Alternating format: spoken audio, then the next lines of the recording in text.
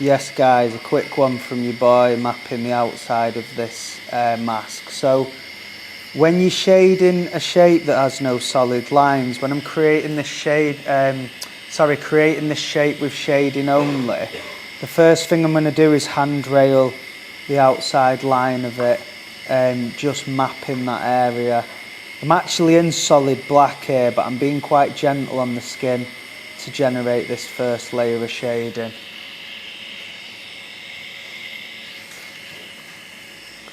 So stretching the skin in every direction, and I'm gliding.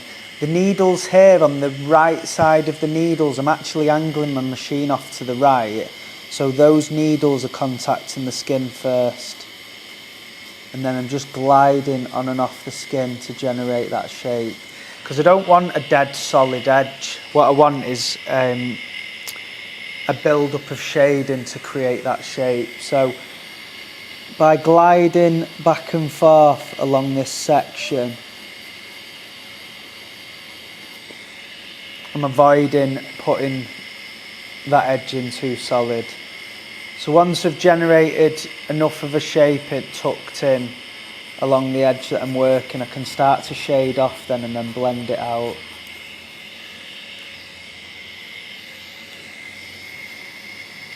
So from there I can start to generate the shading downwards and away from that shape. This is an effective way of building your shading up, particularly when you're trying to do things a bit more realistic and trying to avoid using harsh lines everywhere. So a lot of shapes are built up with the shading only.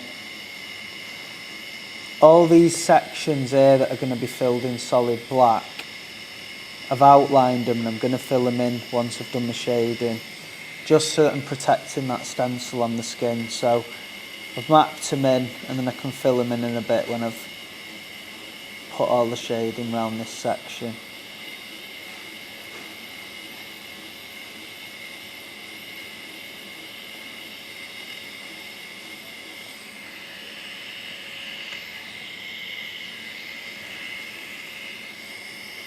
So as I'm building up along here, we're still in camera, yeah. So as I'm building up along this side, where it's meeting the other tattoo on the inside of the arm, I'm just going to glide the shading towards it. I'm not going to go through that section. You can see as I'm gliding my shading as well, there's like deposits of ink landing on the skin. That's really important to ensure you've got plenty of ink in your needle tube. If you haven't and you're gliding across the skin with a needle that's too dry, you're just causing damage for no reason.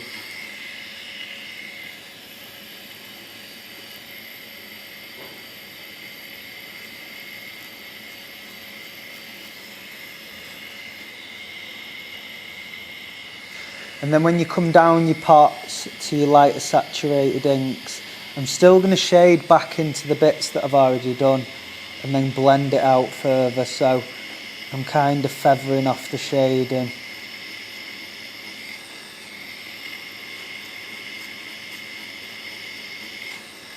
So the outside of these masks right up are all going to be built up of just shading now. Some of these sections that I've outlined, they need filling in solid black and then blending out with the shading. But I'm just progressively doing it in this way so that my stencil stays quite clean and on the skin. So as I build it out, I'll start to clean it a little bit more, assess what I'm doing, see if any of the shading needs building out more. And the piece will progressively build up as opposed to finishing each bit in one go.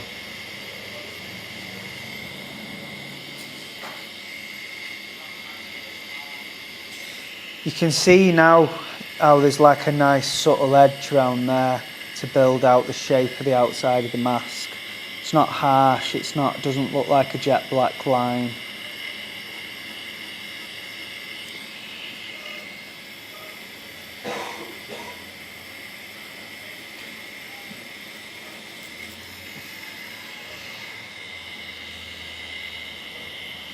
So I've come back into one of my darker pots and I'm just going to start to work round this edge again. So again, angle comes into play here. I'm manipulating my machine for them needles on the outside to contact first, so I can build that edge in.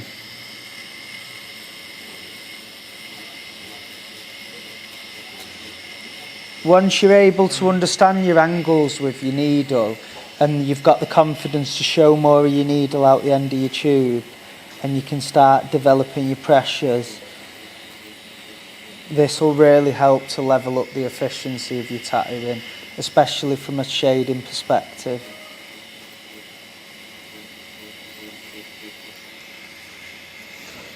Give it a go, guys.